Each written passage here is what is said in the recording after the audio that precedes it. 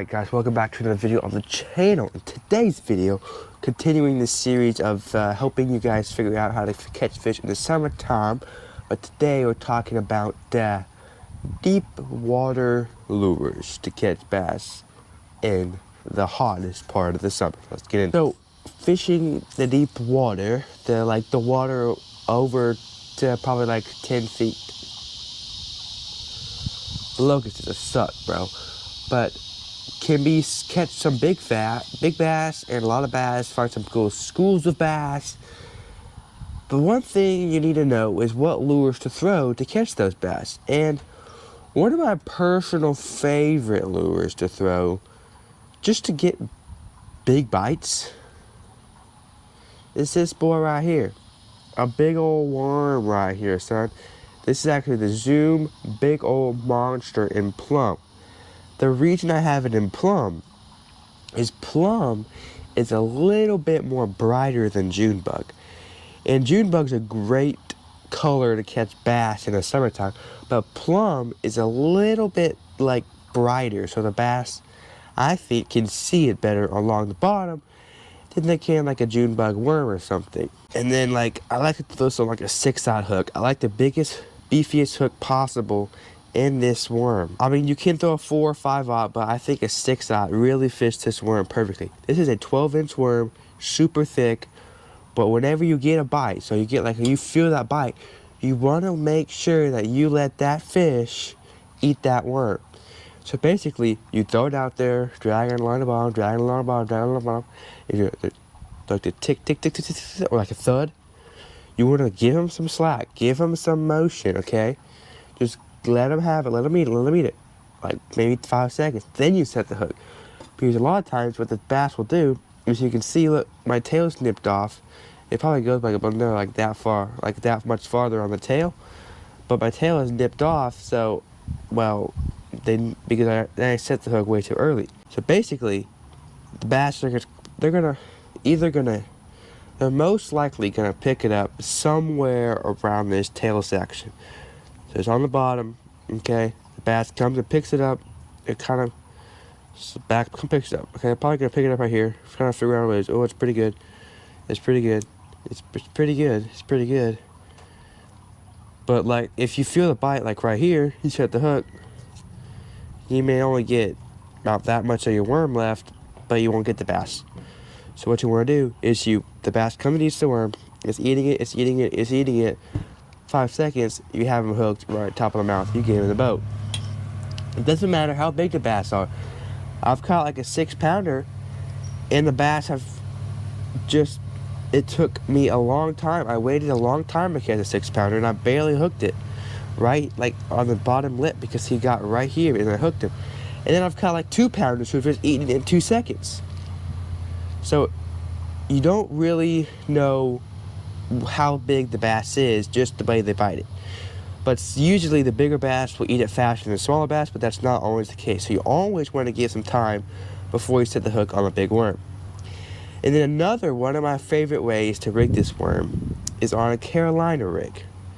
Because I usually rig something just with a Texas rig worm with just a 1/2 ounce bullet weight or 2 4/4 ounce. I don't have any 1/2 ounces right now, so I just use 2 4/4 ounce weights, and that's pretty good for right now. But another one of my favorite ways to rig this giant worm is on a Carolina rig. Carolina rig, so you have your line, okay? Your line, and about 1 foot, maybe 2 foot from your bait is a egg weight or bullet weight in front of a swivel. So basically, you're dragging this lure weightless along the bottom. So it glides, the weight hits the bottom, this bait glides down there and falls on the bottom, just kind of like this. Your weight gets tight with your line, just dragging it slowly on the bottom. It's real free. The only weight in the worm is the hook. That can be a good way to pick up bites when your fish are pressured and they've seen a bunch of big old Texas rig worms. So that's a great way to get some extra bites on a pressured lake, because Carolina rigs, not a lot of people throw them anymore. They don't throw Texas big worms and then jigs. Pretty much it. Now, coming to my second favorite way to catch them offshore. I don't really have favorites. These are just some good ways to catch it. It's a dang jig. This is a 1/2 ounce dirty jigs pitching jig. Literally This is the same jig I skip docks with, the same jig I drag around walks, the same jig I fish on the grass lines. Now I don't fish this exact thing through the grass.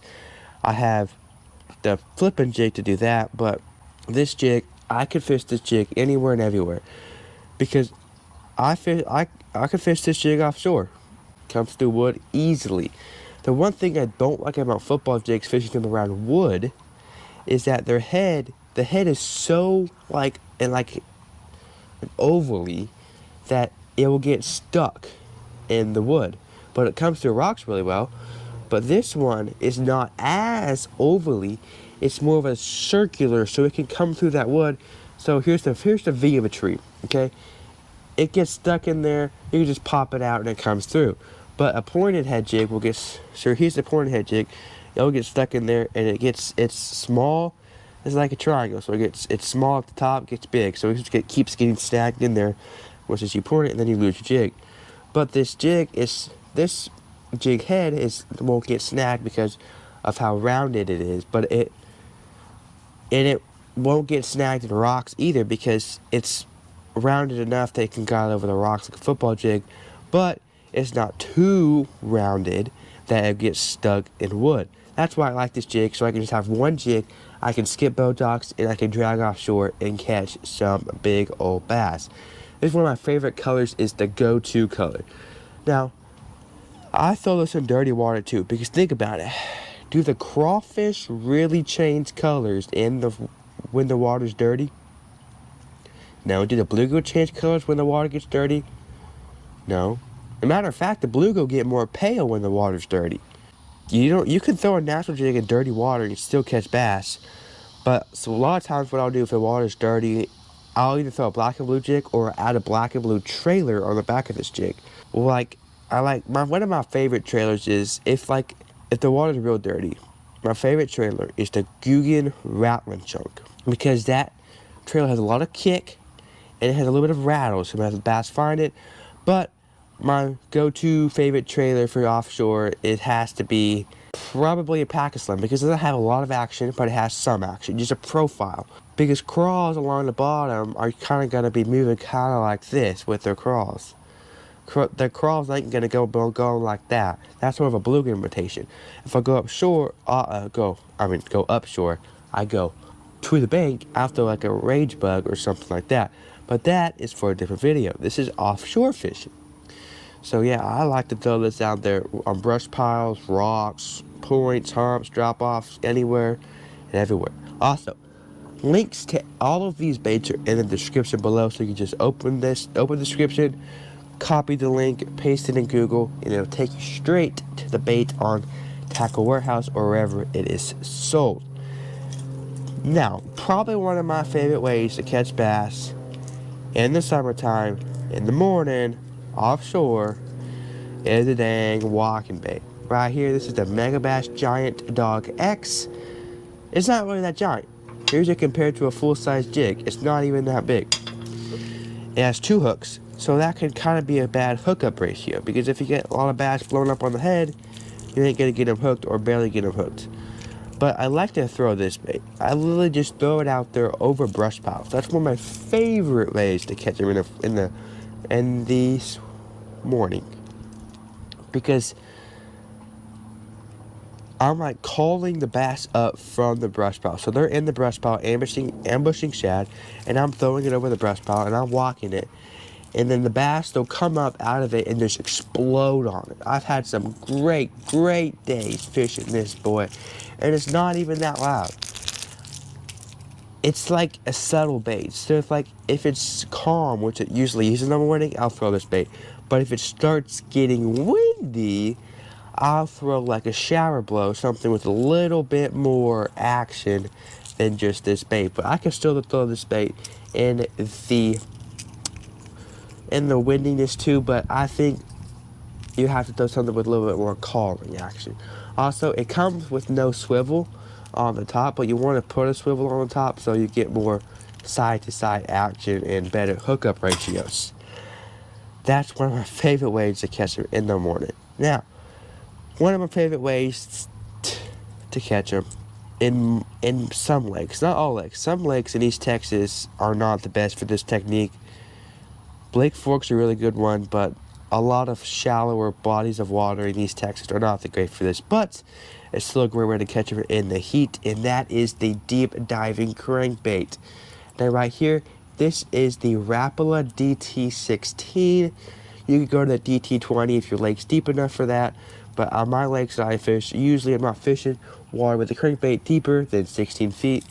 And I like to throw this humps, light like gravels are really good, and like drop-offs, points. Wood is a close one. If I know exactly where the wood is, I'll throw it so I can throw it like next to it. Because I've lost quite a few of these crankbaits to wood before, but I love fishing a crankbait, just burning it along the bottom, absolutely just pounding bass on this. And I like this color a lot too because it gets the bass really active. It's like the bass are feeding on bait. They're just active. They see this bait. They just come up and hit it out of curiosity. And the pressure is called citrus shad. I don't know, but one of my favorite baits with the water's clearer or they're not eating this is Tennessee shad, or I think Tennessee shad or Gator shad, one of the two. But it's really good. This DT16 is a little bit more finessey. So, like your big Strike King 10XDs and stuff, they'll make a real wide wobbling crankbait. But this one, it's not as wide. It's more like, okay, here's a Strike King 10XD. It's real wide, okay? And then here's this one. It's just kind of like half that. But it goes real fast and it goes like this. But like your winter crankbaits are going like this. This DT16, big 10XDs, real wide wobbles. So this is kind of in the middle, medium, because the bass get more pressure. They've seen more crankbaits, a little bit more different style they haven't seen. Get some big old bass. And then, one of I wouldn't say my favorite ways. The way that I can pretty much guarantee that I'm going to catch a bass, and I already have it rigged up on my favorite BFS combo, is a dang drop shot right here. Now, if you haven't seen one of my latest videos fishing at a pond, this bad boy right here saved my booty cheeks right here. This is just a drop shot.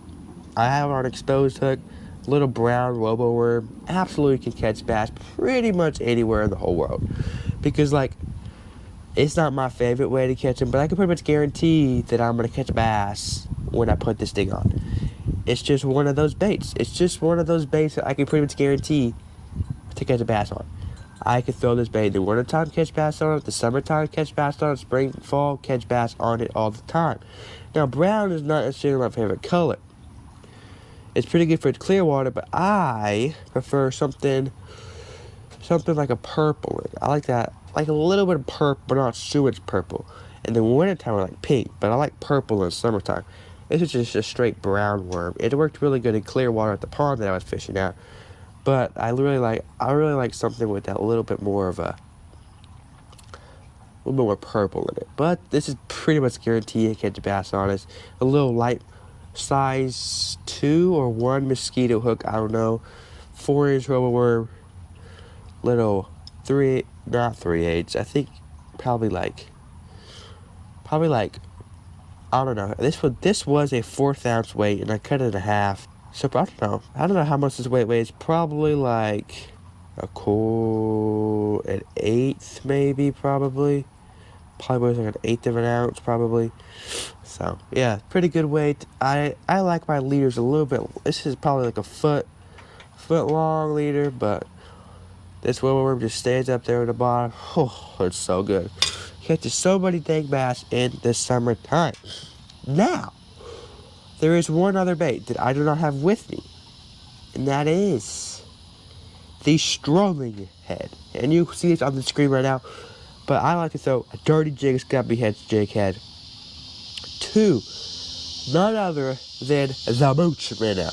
Now, the reason for a mooch minnow is, now, depending on what your shad or bass are eating, if they're eating gives a shad, then throw the dang freeloader. If they're eating redfish shad, then throw the dang mooch minnow. But my favorite is an 1/8 ounce or 1/4 ounce, depending on which bait I'm using. 1/8 ounce to Mooch Minnow, 1/4 ounce to the freeloader. That's one of my favorite ways to catch them interactive. But I don't have it with me because they're around the house. So, but you see this picture right here. They're just gonna be a jig, 1/4 ounce to Mooch Minnow, 1/8 ounce to Mooch Minnow, 1/4 ounce to freeloader. And that, as I've cleaned up all of my lures for deep water fishing, may have been a little bit longer of a video, but hope you all enjoyed this video. If you did, like and subscribe so you don't miss my shallow water fishing content coming up maybe tomorrow, because I don't have nothing to do this weekend. So I'm probably just going to edit some videos and post this one.